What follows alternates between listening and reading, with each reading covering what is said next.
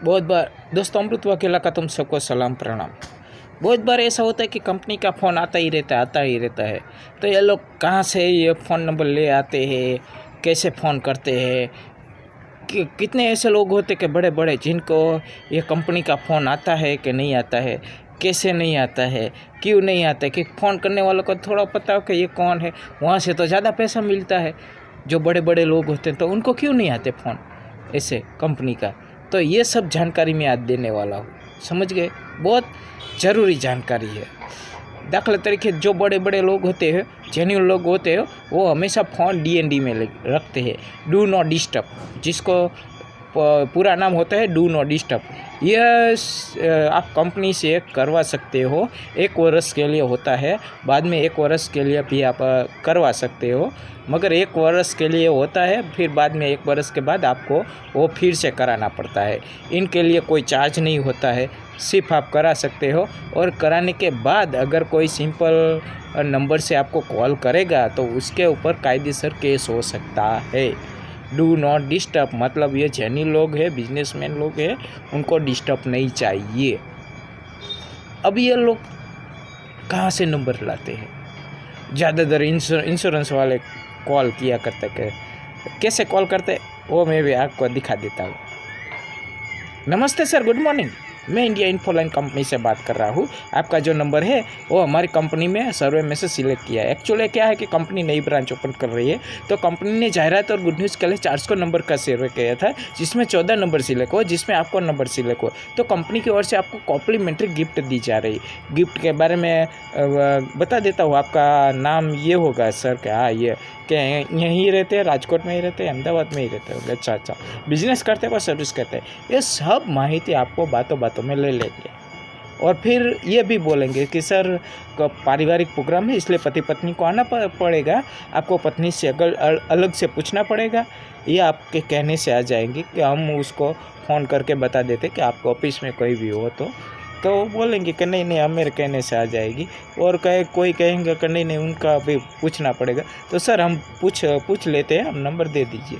फिर वो भी ऐसे ही भी बोलेंगे कि सर आपका रेफरेंस नंबर भी चाहिए, क्योंकि जो आपको जो भी मिल रहा है नहीं नाम, उसमें 1 वर्ष का इंश्योरेंस फ्री में मिलेगा।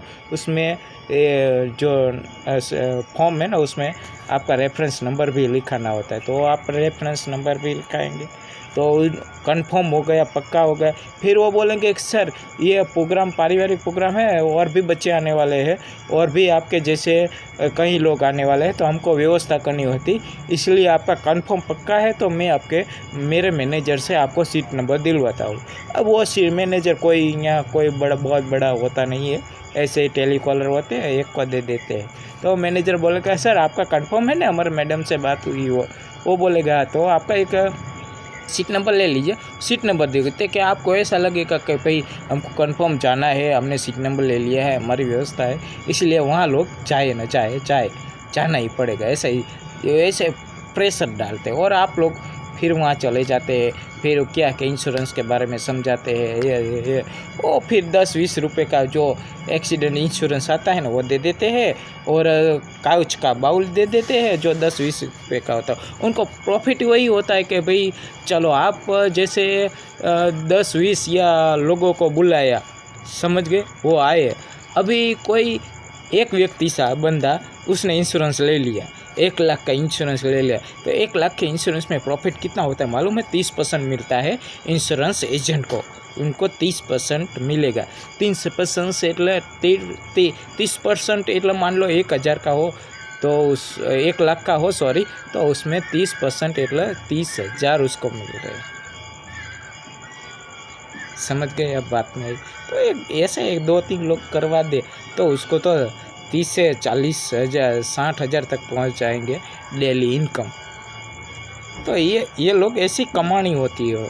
कभी क्या कि कोई लोग ऐसे भी फ़ोन कर, वो लोग डेटा कहाँ से लाते हैं वो भी मैं माल बता दूँ। कि कभी कभी क्या कि स्कूल में होती है तो स्कूल में वो बोलते कि भाई हम रिलायंस कंपनी से आए हैं, हमें एक्टिविटी बच्चों के साथ करानी है और उनको गिफ्ट दी जाएगी। अच्छे जो 10 बच्चे होंगे उनको गिफ्ट दी जाएगी, बच्चे आगे बढ़े इसके प्रोत्साहन के लिए, और उनको सर्टिफिकेट भी दिया जाएगा।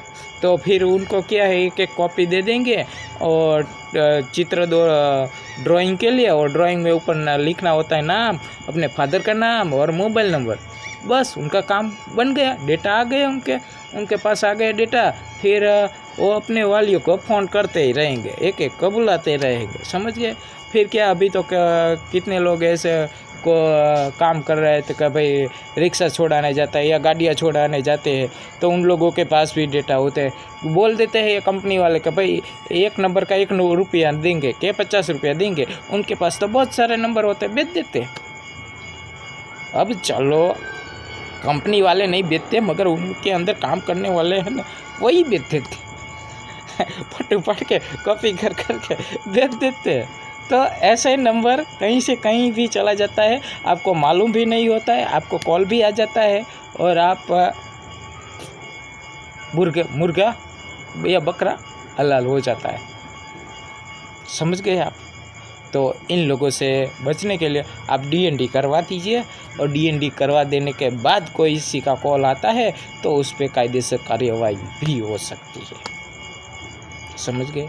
तो इन फालतू लोगों से बच के ही रहना है। कभी कभी क्या कि भाई किसी को जॉब नहीं मिल रही, तो ऐसे ये क्या है कि जॉब जिनको मिल नहीं रही होती, ऐसे वो जाहिरात भी देते कि हमारी यहाँ इतनी जॉब मिलेगी, इतनी वैकेंसी है, इतनी वैकेंसी है।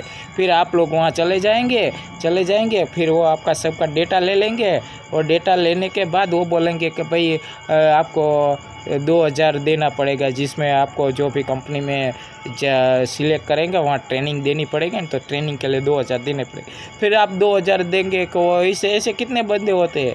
फिर क्या है कि सबको एक साथ नहीं ट्रेनिंग देंगे, 1 घंटे का टाइम रखेंगे सबको, समझ गए। फिर वो जो कंपनी होती है वो भी भाड़ूती पे होती है, ये कितने लोगों का पैसा ले लेते हैं, 1 महीने का फुस वहाँ जाएंगे तो लॉक लगा होगा।